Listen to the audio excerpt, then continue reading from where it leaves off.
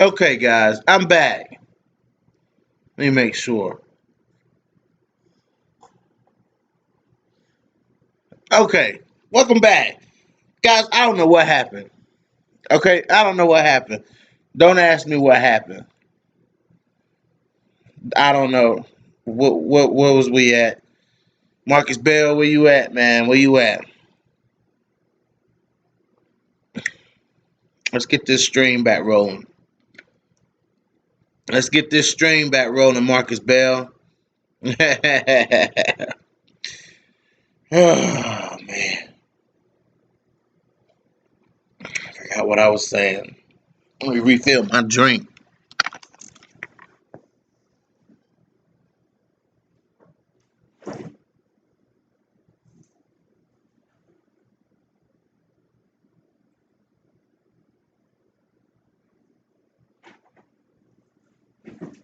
Alright. So, what I was talking about was potential contenders at 135 for Amanda Nunes.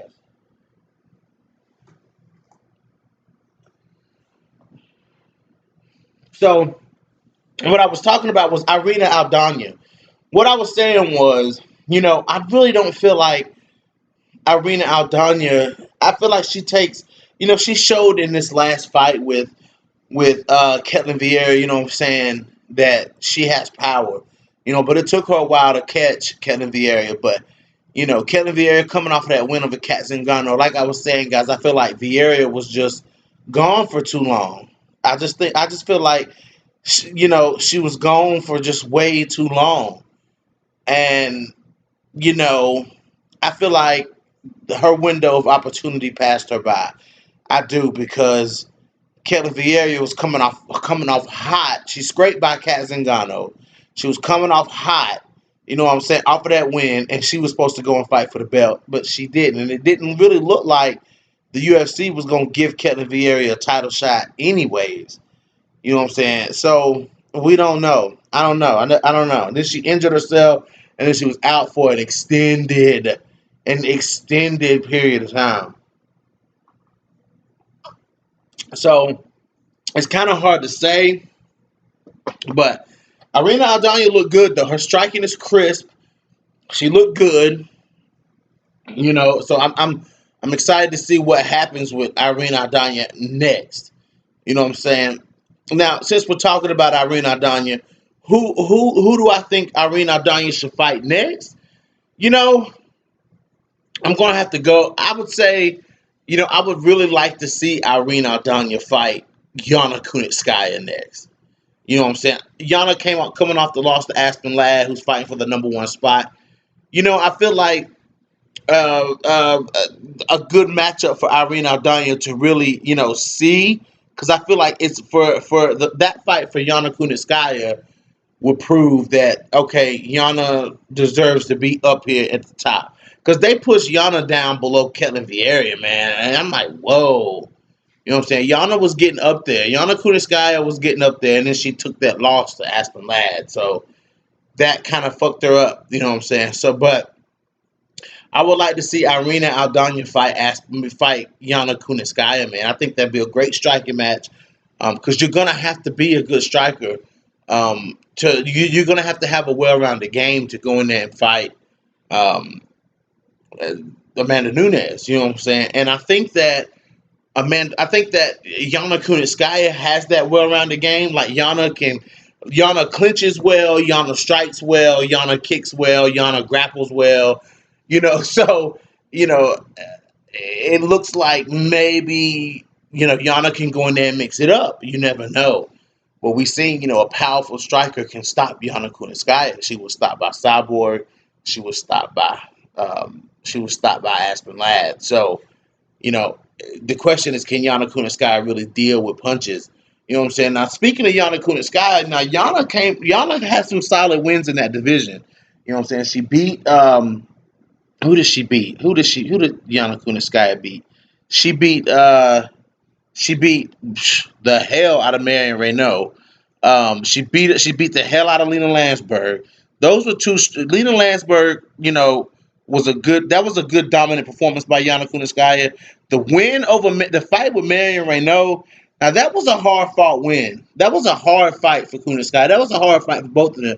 That was a good fight. And some people were saying that Marion Renault got robbed in that fight. Absolutely not. No, absolutely not. Yana Kunitskaya was in that fight for sure. Kunitskaya was in there. You know what I'm saying? So she definitely outstruck Marion Renault. Marion Renault did some damage against Yana Kunitskaya in the third round, but really that was it. You know what I'm saying? That was really all that Marion Renault did to Kunitskaya. Kunitskaya dominated that fight on the feet. Um, but as far as Irina Aldana has potential. I would like to see Irina Aldana fight Jermaine Durandamy. I think they will try to match Jermaine. Either I hope they don't try to do Holly versus Jermaine too, to see who fights Amanda next. I really hope they do like Irina Aldana versus Holly, or Irina Aldana versus Jermaine, or Yana versus Holly. Like we may actually get to see Yana versus Holly. I doubt she'll fight Holly. Or they may match Yana up with they may match Holly up with somebody like Yana. Yana could go snatch that spot from Holly Holm. You never know. Irina Aldana could fight Holly Holm. That'd be a fucking insane striking match. You know what I'm saying? So it is what they may put Yana Kunis. I hope they don't put Yana Kunitskaya in there with Rocky Pennington, because Kunitskaya is gonna beat Rocky Pennington up. Like if they put Yana Kunitskaya in there with Rocky Pennington, she's gonna pick Rocky apart and beat Rocky. Probably decision Rocky Pennington for sure. You know what I'm saying? Or I could even stretch it as far as saying I could see Yana Kunitskaya submitting Rocky Pennington, because Yana Kunitskaya has a decent submission game. You know what I'm saying? She was able to submit Tanya Everger over in Invicta. You know what I'm saying? I think she submitted her twice, if my memory serves me right. So let's not forget, guys. Let's not forget that Yana Kunitskaya is in the mix. She's definitely in the mix. If you take another look at the top 10 guys, like I said, you got Kellen Vieira coming off of that loss. You know what I'm saying, to Irina Aldana, and I'm debating back and forth in my brain whether or not they really want to keep Kellen Vieira up there like that. It seems like the UFC isn't really behind Kellen Vieira, because she got the win over Kat Zingano, and she came back after, like I said, an extended layoff, and she fought Irina Aldana. That was a risky fight for Vieira. Vieira should have been fighting. Um, she should have been fighting Aspen Ladd. Aspen Ladd and Ketlin Vieira was really the number one contender fight to make. But since Vieira was out, Jermaine Durandamy slid right into that spot. You know what I'm saying? Jermaine slid into that spot, knocked off Aspen Ladd, and got that title shot. Even though she did not win, she got that title shot. So now you have Juliana Pena back up in the mix. And throwing Juliana Pena in the mix is a huge screw in the machine. Like that's gonna fuck a lot of people. It's fucking a lot of people up. You know what I'm saying? It's fucking up the dynamic, the direction of the division that it was going in with Juliana Pena coming back. You know what I'm saying? Because Juliana Pena was already right there. She lost to Valentina Shevchenko, but Juliana Pena's next fight, her next win, if she had not had a baby, would have put her right back into title contention. So Juliana Pena come back in and taking out former champion Nico. You know what I'm saying? That was big for Juliana Pena to come back, knock that ring rust off, face a little bit of adversity, because you got to give Nico her respect, man. She put some adversity in front of Juliana Pena. So it is what it is. Loves Kimberly. What's popping? What's popping? What's popping? What's popping? Hit that like button. Share this video. Let's get this thing rolling. Um, so, now you have Aspen Ladd saying she's going to wait on Juliana Pena, which I like that. I like that because Aspen Ladd probably, it's some dangerous fighters. It's some dangerous fighters at 135 right now in the top 10 that Aspen Ladd could lose to. So I see why Aspen Ladd was like, I'm not going to take another fight. I want to fight Juliana Pena. I want to know that if, you know, Because I know that if she, because Aspen Ladd knows, especially after beating Kunitskaya, Aspen Ladd knows that she has to go in there and get a win. She has to beat somebody like Juliana Pena to get that title shot. They're not gonna put her back in there with Jermaine Durandamy and watch her get knocked out again, because that's exactly what happened. If you put Aspen Ladd back in there with Jermaine Durandamy, she gonna get knocked the fuck out again. Loves Kimberly says Nico ragdoll Pena had opinion, had to wake her up. Yeah, dude, she had to wake Pena up, dude. You know what I'm saying? But once Juliana Pena got into the swing of the fight and realized that she was in a fight, you know what I'm saying? Then we seen Juliana Pena of old come back. For sure. We seen the old Juliana Pena come back. You know what I'm saying? So, Juliana Pena versus Aspen Ladd really is gonna be what determines who is the winner of that fight is gonna fight for the title. You know what I'm saying? It's not, as far as how that fight goes. I'm not exactly sure. I'm not exactly sure. I don't think Aspen Ladd is crafty enough to fend off Juliana Pena, because when Juliana Pena comes, man, Juliana Pena is like a bull. You know what I'm saying? Juliana Pena is gonna come. She's gonna come forward. She's gonna clinch you up. She's gonna throw those disgusting knees on the inside. Juliana Pena is a formidable opponent for anybody in the top 10 in that division. You know what I'm saying? And Juliana Pena, I wonder. I don't know exactly what the injury was. If you guys know what the injury was, please let me know. But, as of right now, Juliana Pena is out. You know what I'm saying? She's out from an injury.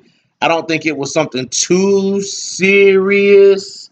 I don't really want to say. I don't want to put, I don't want to put false information out there. I don't think it was anything that serious. Just something that was serious enough to prevent her from fighting, which the fight wouldn't have went down anyways because of this coronavirus. So it is what it is. That fight wouldn't have happened anyways.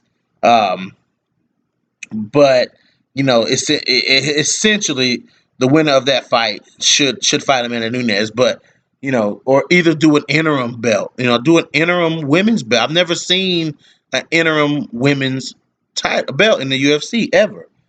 So do an interim. You know what I'm saying? If Amanda Nunes is tied up at featherweight right now, do an interim champion. Do an interim champion. You know what I'm saying? So it is what it is. Juliana Pena versus Aspen Ladd for the interim bantamweight championship. It sounds good to me. And then whoever wins that fight can either, you know, go defend the interim belt or wait on Amanda Nunes. Either one. You know what I'm saying? But as of this very moment, those two are the ones. Those two are the top of the division, and those two, the winner of that fight deserves to fight Amanda Nunes. Now, as I move to Holly Holm and Jermaine Durandame, they're number one and number two. I feel like I was saying, guys, I feel like Jermaine. Let me see what the Kimberly. I want to see Felicia and Aspen go at it. Felicia's. Ooh, I know that would be a good fight. I never thought of that one. Felicia and Aspen. I wanted to see Aspen Ladd versus Leah Letson. But Leah Lesson is not fighting, man. It's like it kind of sucks because I'm a big Leah Lesson fan, man. But Leah Lesson pulled out of a couple of fights, man. I don't know what's going on with Leah. I follow her on social media. She don't say anything about fighting. I don't know. I don't know what's going on with Nidus, but Leah Lesson got to get up in here and make this thing do what it do. Nico versus Julia Avila. I agree. Man. That'll be a good fight. I'm ready for Nico to drop back down to 125, though. I like Nico playing at bantamweight, but I want to see Nico back down at 125 and go back and go try to get that belt back.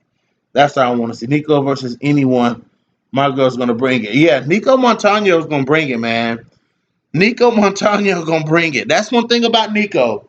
Now, if you put Nico in there, Nico gonna bang. Nico gonna bang. That's one thing about Nico. She's a little pit bull. Yeah, man, I'm down to see Nico I'm down to see Nico Montano go for a title run at 125, man. I'm down to see. I mean, we seen Nico beat Montana De La Rosa. You know what I'm saying? Like on the Ultimate Fighter. You guys know how much weight I put on Montana De La Rosa, and Nico finished almost finished De La Rosa on the Ultimate Fighter. You know, so Nico, I think Nico beats I think Nico beats 2K in. You know, I want to see what Nico can do at 125. Like, let's go. Let's go, Nico. Anyways, guys, we're talking about Bantamweight, though. We're talking about Bantamweight.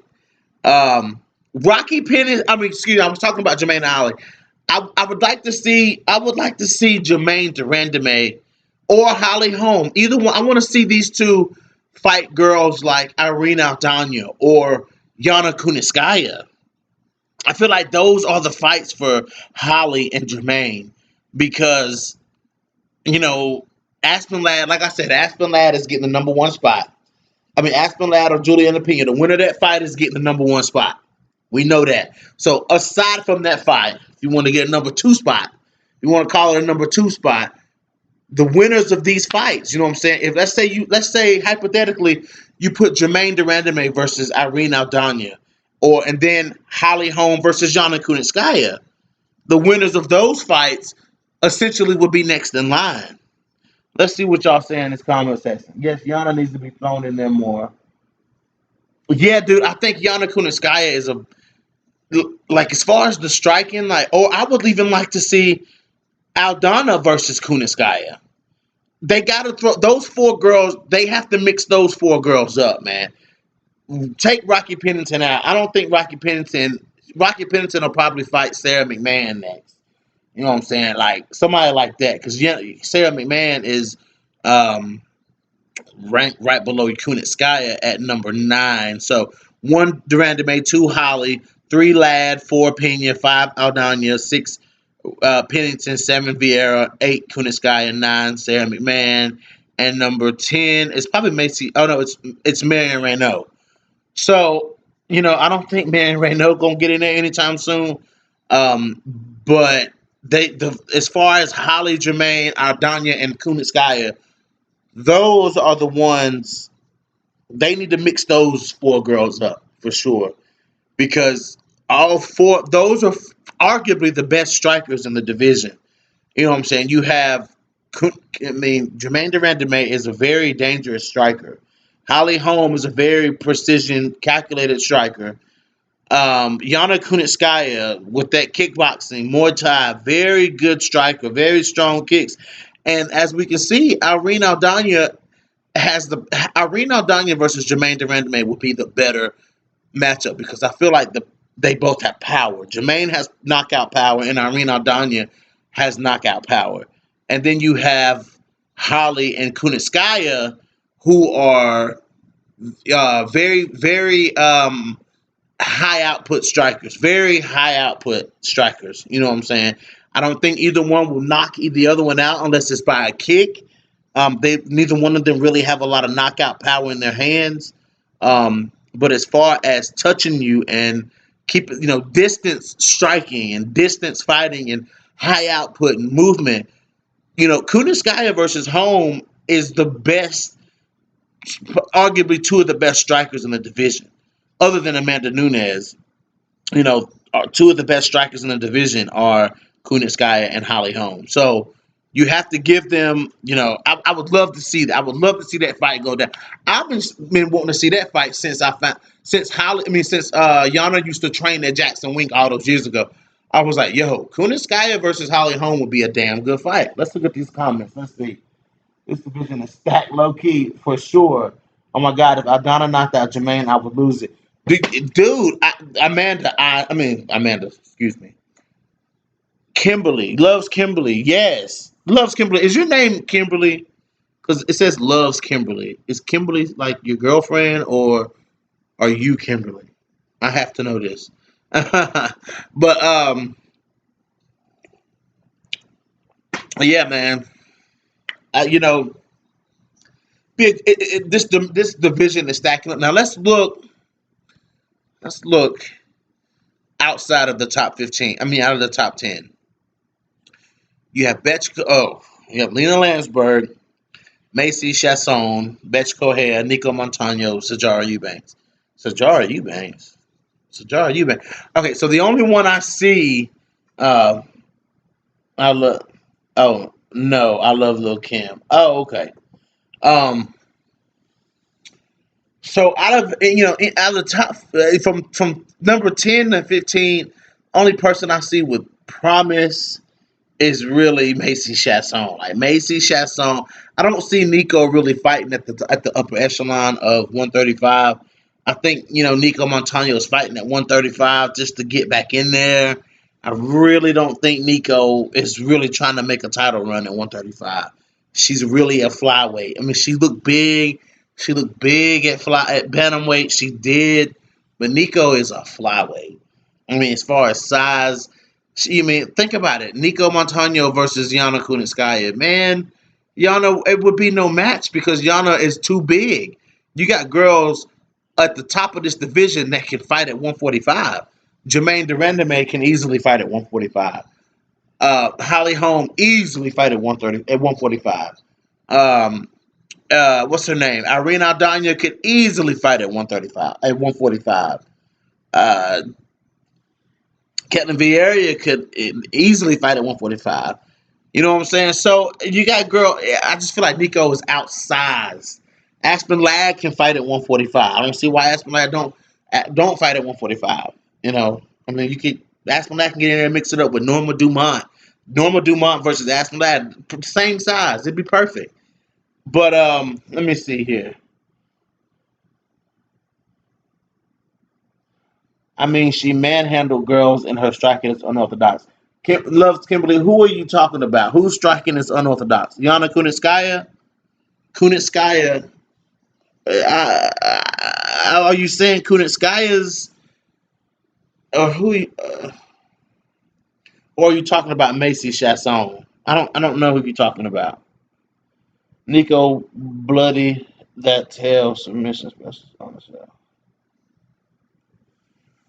Um. Oh, you talking about Nico Montano?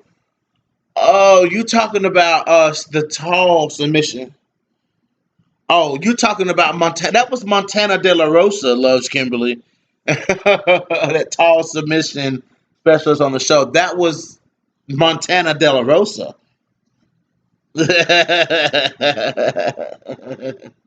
Yeah, yeah. That was De La Rosa. She beat Montana De La Rosa on the show, man. I know, crazy, right? She beat Montana De La Rosa on the show. I was actually surprised. I thought De La Rosa would go in there and beat Nico. Mm-mm.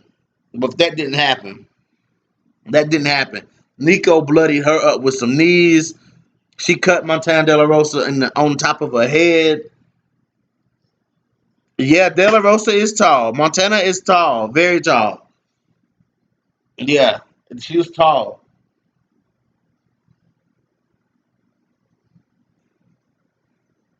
Hold on, y'all.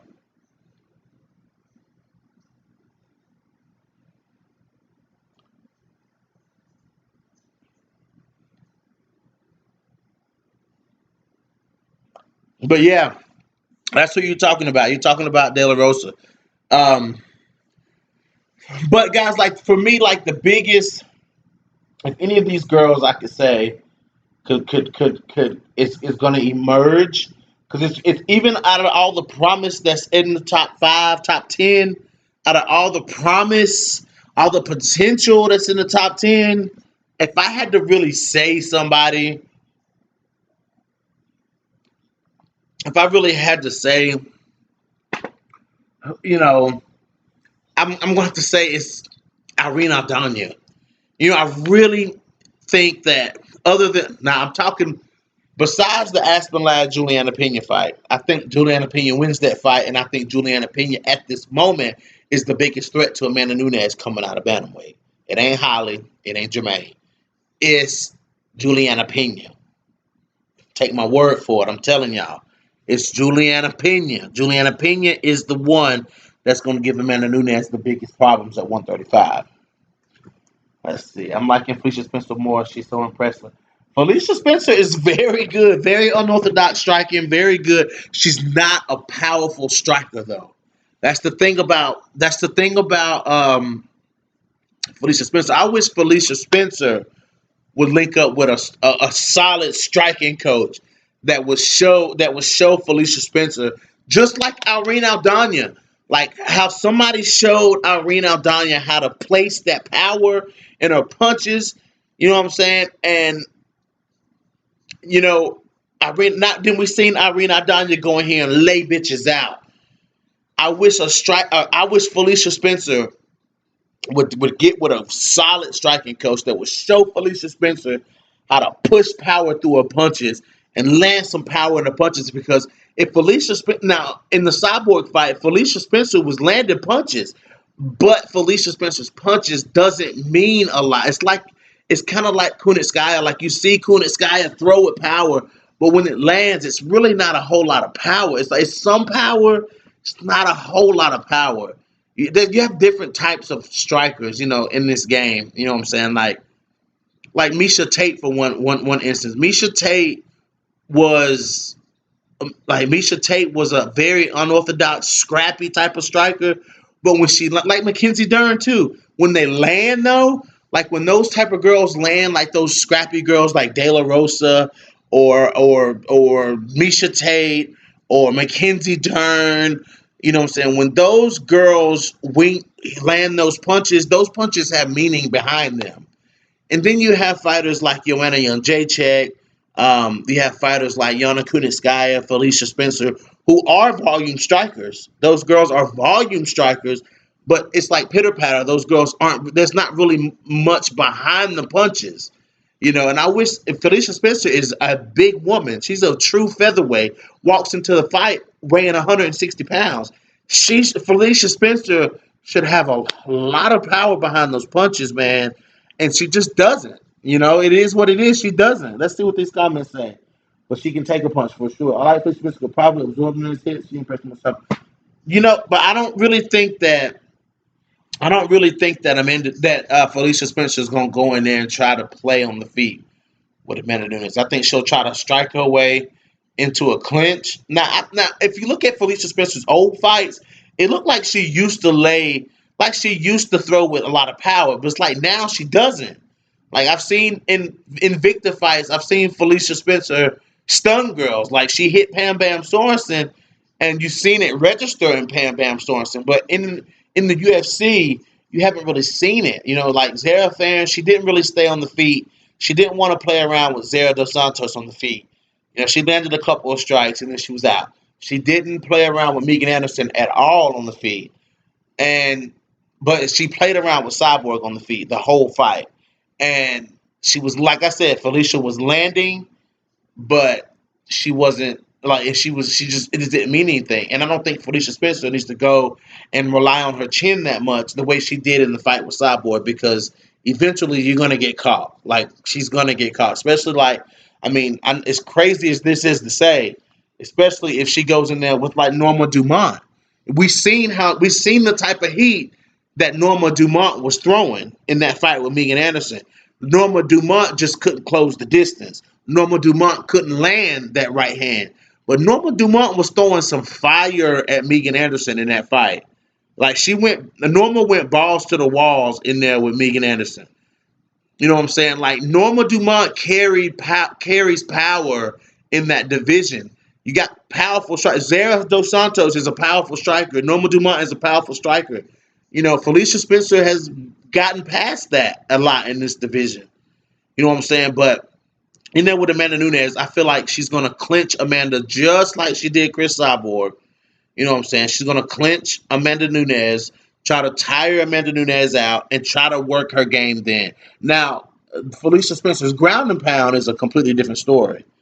You know what I'm saying? Like she has heavy ground and pound, heavy elbows, heavy ground and pound.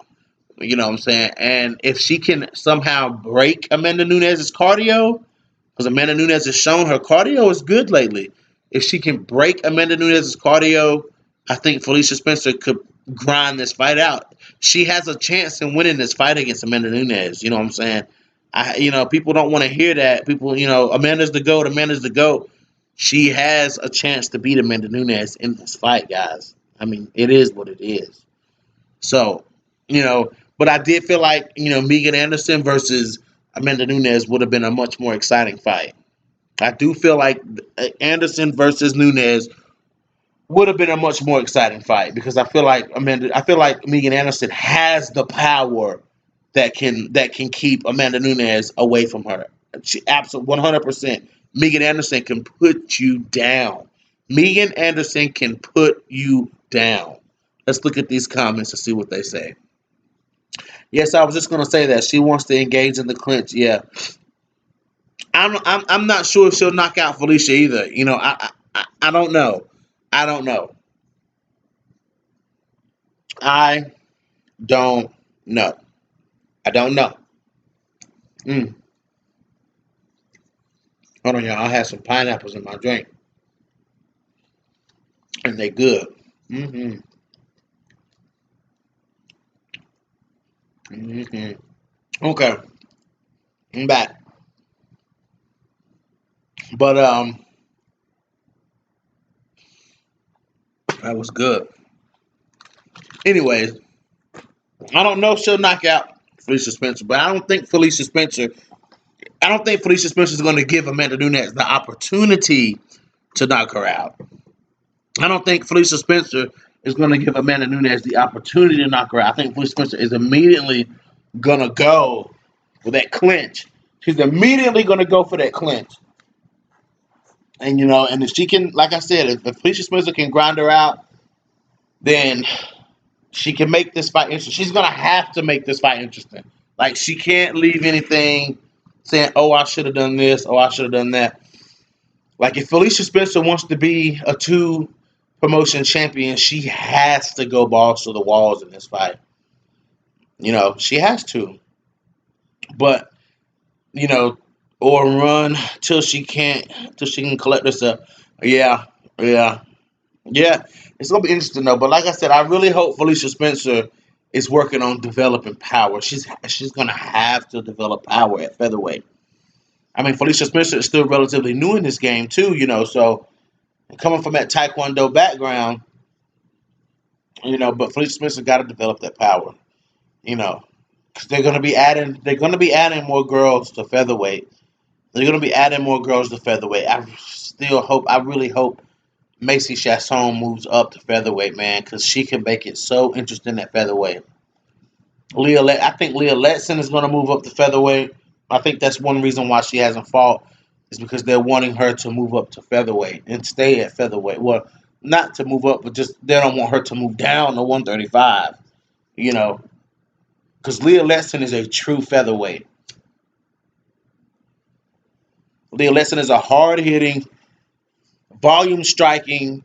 She's a volume striker. She hits hard. She has a decent ground game. Leah Letson is prime and ready for this featherweight division.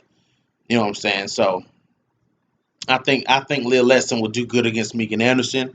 I think Leah Letson versus Norma Dumont will be a good fight. Zara Dos Santos would be a good fight. Good striking match with Zara Dos Santos. I think it'll be good. I think it'll be good. But as far as bantamweight guys, like I said, I feel like other than Aspen Ladd, the winner of Aspen Ladd and other than Julianne Pena, because I feel like Julianne Pena is going to win that fight.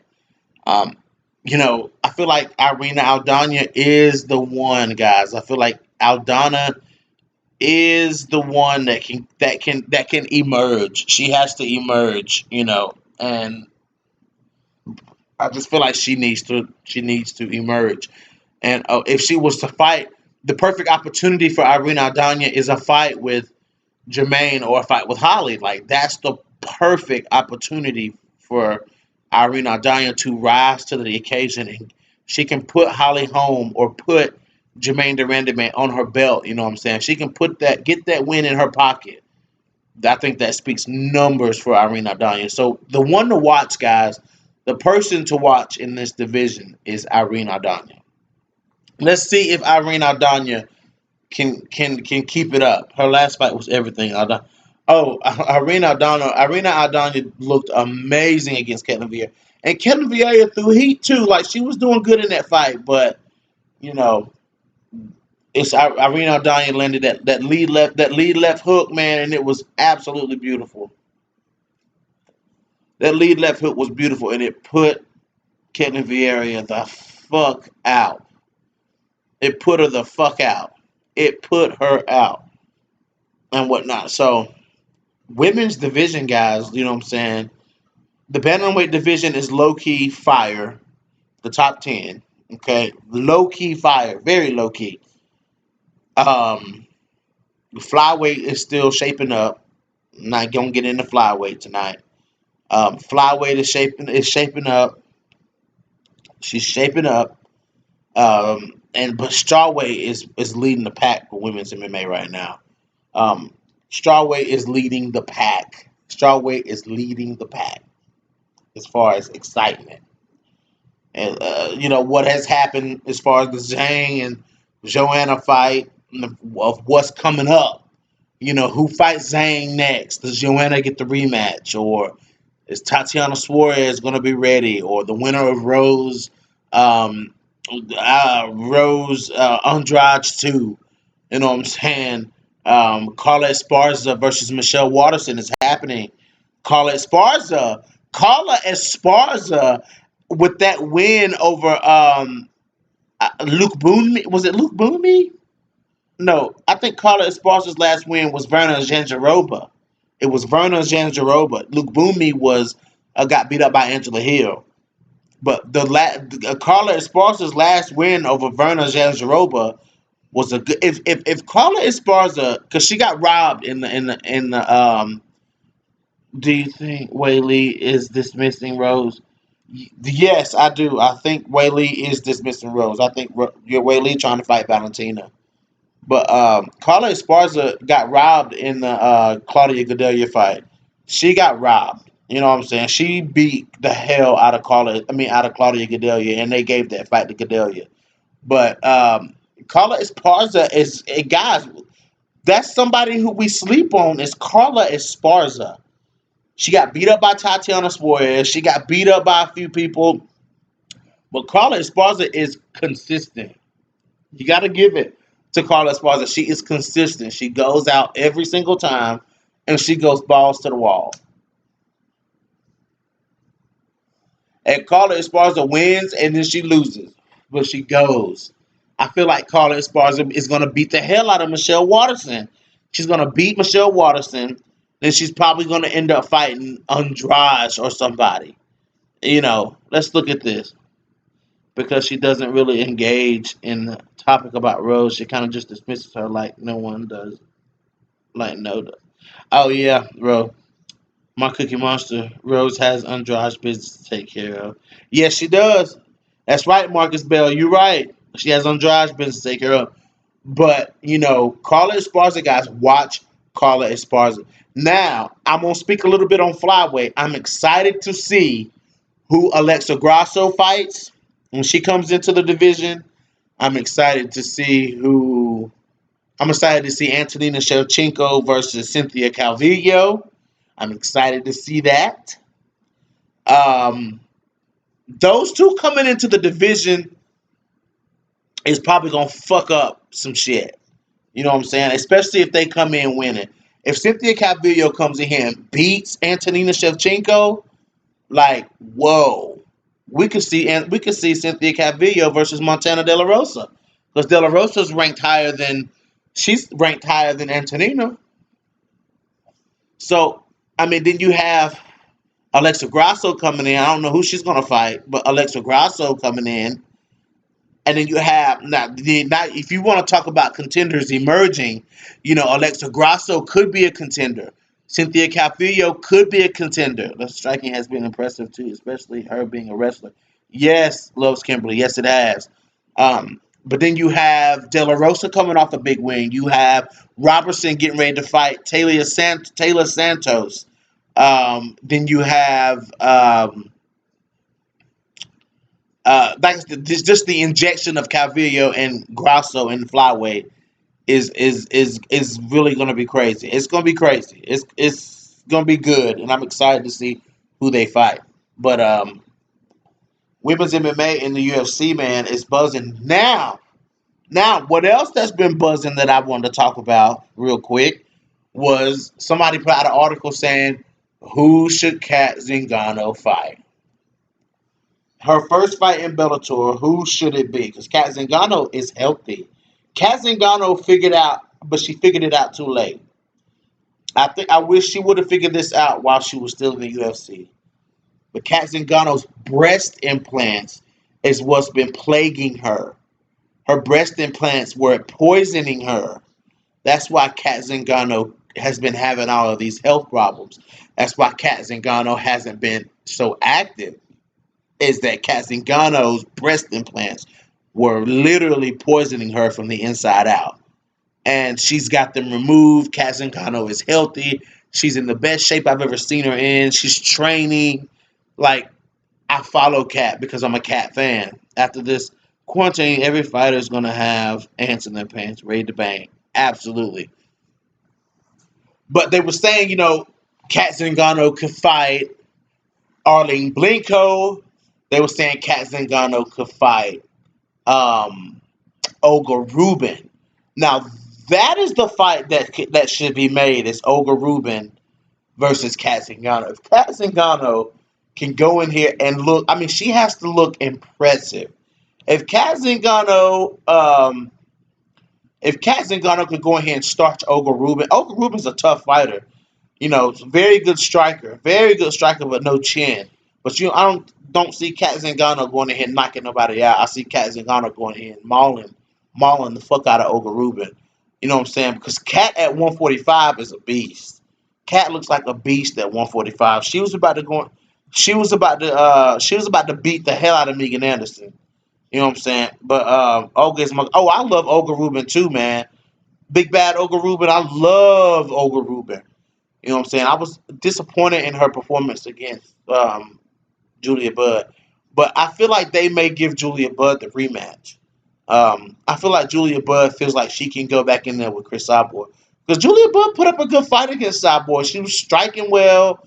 Um, she just, I feel like she had never been in there with somebody like that. So now that she's been in there, I feel like she'll get in there again. And Bellator loves Julia Budd. She's a four-time defending champion in Bellator, world champion.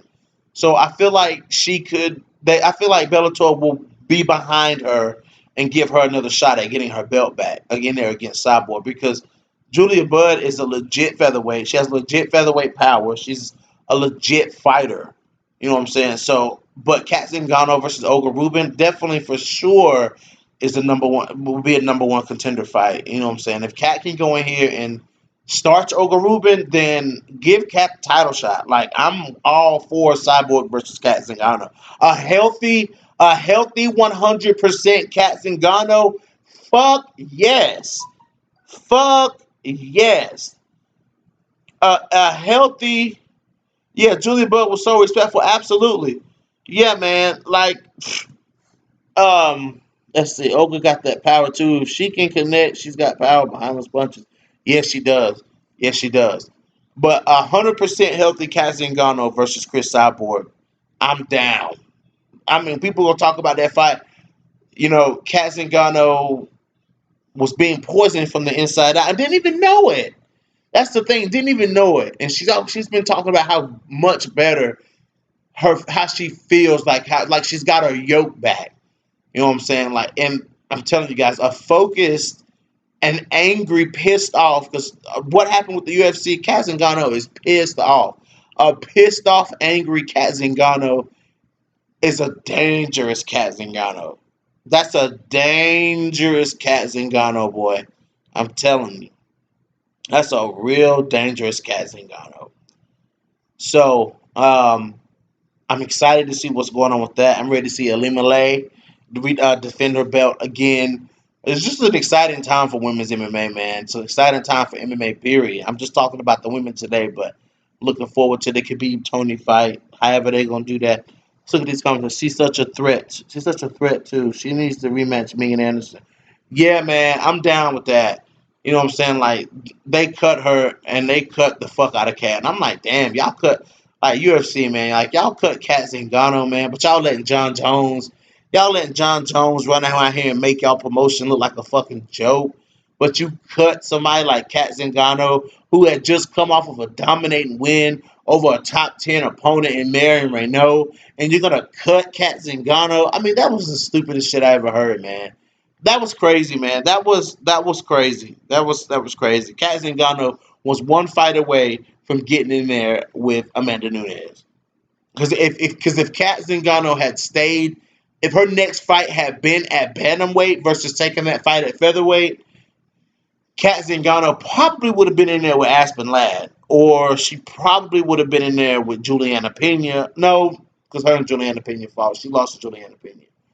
Um, she probably would have been in there with Holly or somebody like that. You know what I'm saying? It's just crazy. What about Shevchenko versus the champ from Hawaii? Oh, Ali Malay. How about Cat one? Cat fought Rousey. Yeah, man, that was that hurt me, man. But the only I'm gonna get to your point. I'm gonna get to what you said, Loves Kimberly. But when Cat fought Ronda, Cat's only real two losses in the UFC, her two solid losses would be Ronda Rousey and Juliana Pena. Those are only like the two solid losses that Cat had. The loss to Ketlin Vieira, man, like I said earlier, man, the loss to Ketlin Vieira was thin. That was razor thin. Cat got dominated in the first half, and then Cat dominated the last half. Ketlin Vieira won the first half. Cat Zingano won the last half of the whole fight. So I feel like that fight could have went either way, man. But they gave it to Ketlin Vieira, which sucked. It sucked. And then the fight with Megan Anderson, man. Come on, come on. Cat went out there and dominated. She went out there and dominated Marion Renault. So I feel like that was a solid win for Cat. They should have considered that win. I guess a win over Marion Renault doesn't speak much for people anymore. Because they said Valentina and the champ of Bellator had words when she fought Carmouche. They did have words because Ali Malay was in Carmouche's corner. You know what I'm saying? And a lot was said about that. A lot was said about that, but I feel like that's a solid matchup. I mean, some people don't think Ali Malay is if any competition to Valentina Shevchenko. That is a lie. That is a lie. Valentina Shevchenko, I give all respect to Valentina. Valentina is a fantastic fighter. You know what I'm saying? A fantastic fighter. And I feel like these unorthodox fighters is the style to beat Valentina. It's not going to be somebody that goes in there and tries to be technical. That's where Chukagian fucked up. Is she went in there and tried to be technical, but that's her style. That's Chukagian's style, is to be technical, a technical striker. But the thing about it is Valentina has fooled everybody into thinking that she's a striker. Valentina incorporates a very high level ground game into her game. You know what I'm saying? Like Valentina weaves that into her striking. You know what I'm saying? Like the threat of being taken down. She's won fights on the ground. She beat Chukagian on the ground, and she beat Juliana Pena on the ground. You know what I'm saying? She beat those. She beat one via TKO and one via submission. That's why I say it's going to take an unorthodox fighter to go in there and beat Valentina Shevchenko. If Valentina knows what you're going to do, then she's going to beat you. She's going to beat you. If she knows what you're going to do, she's going to beat you. Period.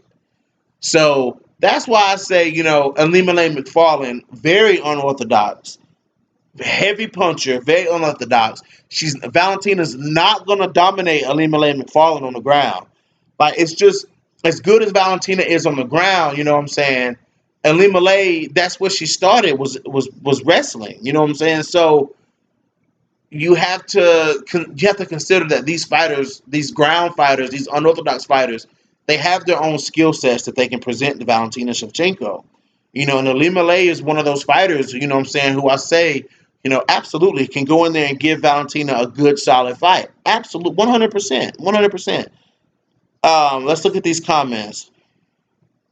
That's no more than a fantasy fight. Valentina in the chat. Roxanne has much more experience than Valentina. Oh, she's got more. Well, I mean, as far as MMA, she's got way more experience than Valentina Shevchenko. Roxanne does, you know what I'm saying? But as far as like combat altogether, I would have to give that to Valentina. And Valentina is a lifelong martial artist. She's not a lifelong mixed martial artist. She's a lifelong martial artist. So, but Roxanne, you could say that Roxanne is a lifelong mixed martial artist because Roxanne got a lot of fights. Roxanne, all she want to do is party all night. All right, so Roxanne Modafferi, it's hard to say, man, about Roxanne Modafferi. It depends on who they put in there with Roxanne next. What they gonna do? Is Roxanne scheduled to fight anybody? Is she scheduled to fight? I don't think she is. But they should make Jessica I versus Roxanne Modafferi for sure. You know what I'm saying? Like, 'cause Jessica I holding down that number one contender spot. If Roxanne can knock off Jessica I, she gets the number one spot, and that's the clear cut. That is the clear cut. That would be the clear cut challenger for Valentina Shevchenko. Very unorthodox. You don't know, Roxanne Modafferi is very good on the ground. Can Valentina outmuscle Roxanne Modafferi on the ground? Because Valentina is very strong. I don't know if Roxanne Modafferi has the strength to fend off Valentina Shevchenko, even though we've seen Roxanne had the strength to hold down Macy Barber. If you can hold down Macy Barber, who is a very, very physically strong and athletic person, you know what I'm saying, then that speaks numbers for Roxanne Modafferi. It does, you know. But like I said, guys, I'm excited to see. I want to see. Let's see. Let me look up. I wish my girl from Canada would come back into in contention. Sarah Kaufman. Yeah. Oh, she's fighting Lauren Murphy. That's right. Okay, Marcus Bell. Canada. Sarah Kaufman. Yeah, but Sarah Kaufman is the champion Invicta. She did the little PFL run, but she's the bantamweight champion in Invicta. So I don't know if they'll bring Sarah Kaufman back into the UFC. I'm not exactly sure. I don't think they will. Cause she fought. Who did she fight? I forgot who she fought. She fought Valentina Shevchenko. She got beat up by Shevchenko. Um, but we'll see. I don't know what's going on with her, but we'll see. Um, but it's going to take an unorthodox fighter, guys, to go in there and really give Valentina a run for that belt, man. Because oh my God, I didn't know that. Yeah, you love Lauren Murphy. I mean, Lauren Murphy went in there and beat Andrea KGB Lee, and she beat KGB. She definitely beat KGB.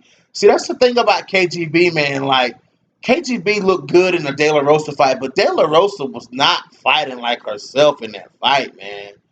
Like that just wasn't Montana De La Rosa, dude. Like I don't know, like the De La Rosa that we seen before and after the KGB fight.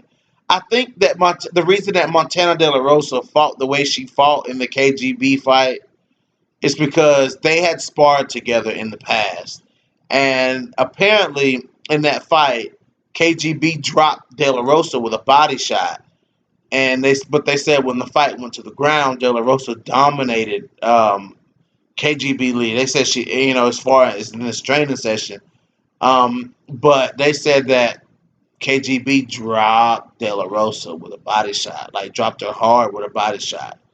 So I think that's why De La Rosa was so cautious in this fight, man. She just didn't fight like herself in that fight, man. It just didn't look like herself. Like, and to see Lauren Murphy go out there and beat KGB, it's like, oh man, like De La Rosa so could have beat. She so could have beat. She so could have beat Andrea KGB Lee for sure. You know what I'm saying? But and Lauren Murphy, man, I don't know. I don't know. I don't know what to think about Lauren Murphy. I don't know what to think about Lauren Murphy, man. Lauren Murphy is just the way she acts, man. I don't know. I don't know. But anyways, I'm getting off here. Loves Kimberly, Marcus Bell. I appreciate you guys coming through. I just want to get on here and talk about some bantamweight contenders. Let me know what y'all think. Let me know what you think about these bantamweights, man. Who is in line? Who is the next contender to arise? Because right now there is no clear cut contender, guys. If you had to say there was a clear cut, the closest to a clear cut contender at bantamweight is Aspen Ladd winning over Yana Kunitskaya. So that's not really a clear cut contender. So we'll see. We'll see who emerges as the new clear cut contender to step up and fight Valentin. I mean, either going to fight Amanda Nunes or claim an interim belt. I think they're going to do an interim belt at bantamweight just to keep the division running while Amanda Nunes goes up and plays at featherweight and defends that belt. Amanda Nunes making money, man. First double champion, first gay women's champion, first simultaneous champ, and the first champion to defend both belts. Amanda Nunes is the GOAT, and she's making that fucking money. It's all about the money for Amanda Nunes. So I mean, let's get it. Let's get it. First Brazilian women's champion. Let's go, Amanda Nunes. But guys, I'm getting off of here. This is your boy BJ back. No filter MMA. Drop those comments in the comment section. Hit that like button. Hit that dislike button, and I am out of here.